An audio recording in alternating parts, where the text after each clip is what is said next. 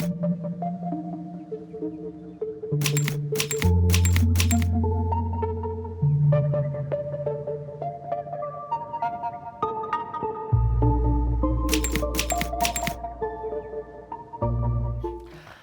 Dr. Rebecca Sullivan. I've been here at the University of Calgary since 2000. I'm in the Department of English, and I also teach in the Gender and Sexuality Studies program. How did your pornography course come to be? I always knew I wanted to teach a course on pornography, but you have to understand how porn studies really wasn't well established at all until kind of the late 2000s. The university was incredibly supportive.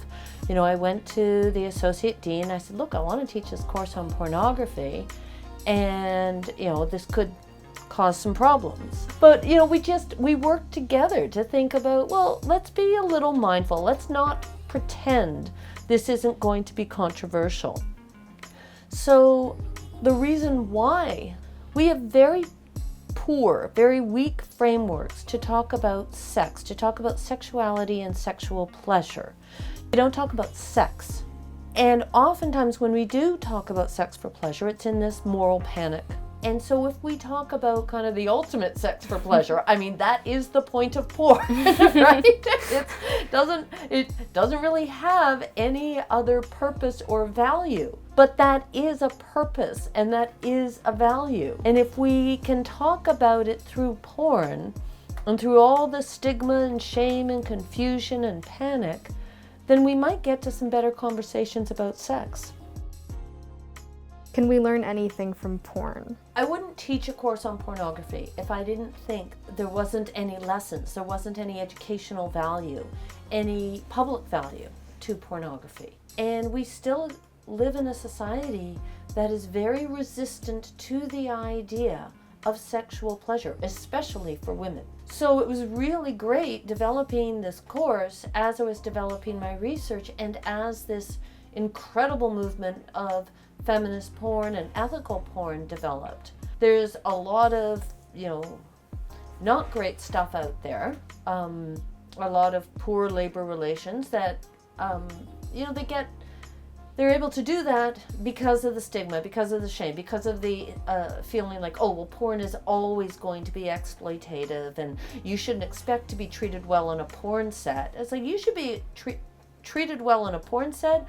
You should be treated well if you're working the cash at McDonald's. Like, it doesn't matter, right? You should be treated well at work. You know, what became an impetus to think about how we talk about sex also became an impetus for how we think about work and what work is valued and how it is valued and what are worker rights. I feel like we learn a lot there on those really difficult intersections between sex and work. Is there such thing as ethical porn, and how do you describe porn that's ethical? So, you know, I talked a bit about labor, right? Well, we need to make sure that it is a safe and respectful workplace, right? That people are not feeling threatened or imposed, their boundaries are not being challenged, their physical safety is being maintained, and that there's a lot of communication going on. For example, intimacy coordinators now on sex scenes. Sex scenes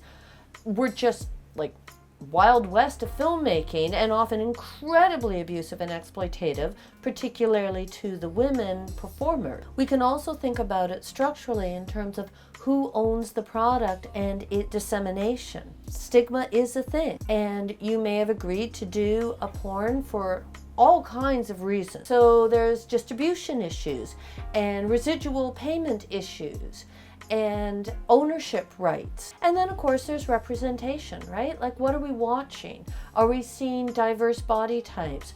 Are we seeing consent in action? Even what is called on porn consensual non-consent, that signals to the audience, this was consensual, this was worked out, this is okay. And so there's all kinds of representational issues.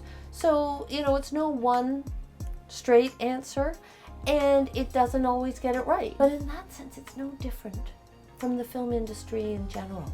If we learned anything from Harvey Weinstein. It's that exploitation, especially in media industries, is rampant, and abuses of power and sexual abuse of power is rampant.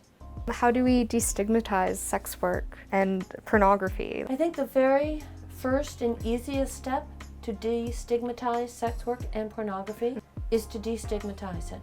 Sit yourself down and work through your own stigmatizing attitudes. Even when I've dealt with so many students, it's really been great, actually. You know, they come into my class, they really think that they don't have this stigmatizing attitude, and they'll say, but you know, dot, dot, dot. And I'm like, it has to be empowering. It's like, really? Does it? Does it also have to be empowering if you're working at Starbucks, or can you just work at Starbucks to pay the rent? Oh, right. Okay, we can just work at Starbucks to pay the rent, therefore we can also do sex work to pay the rent. Most of us work to pay the rent. If we won the lottery, we quit work, right? Yes. I like, another one I often hear is, no one should be forced into sex work. I'm like, yeah, well, there are laws about that. No one should be forced into any work, and no one should be forced into any sexual encounter. Now, sometimes it's easy to get people to see the sexual encounter side of things, but when I start to explain how complex labor trafficking and labor exploitation is, and that women and girls are far more likely to be exploited in domestic, hospitality, and tourism industries, and in the garment industry, and then I say, how'd you like to pay real dollars for your clothes and not participate in an exploitative labor market? It's like, it's very easy to say, I'm opposed to sex trafficking, because you are disinclined to, I'm assuming, to engage in that economy. But we are so heavily engaged in exploitative economies. What are your thoughts on zillennial sexuality? Well, when it comes to understanding, sort of the sexual health of a society, what's the sexual pulse, right? I think we should be doing better.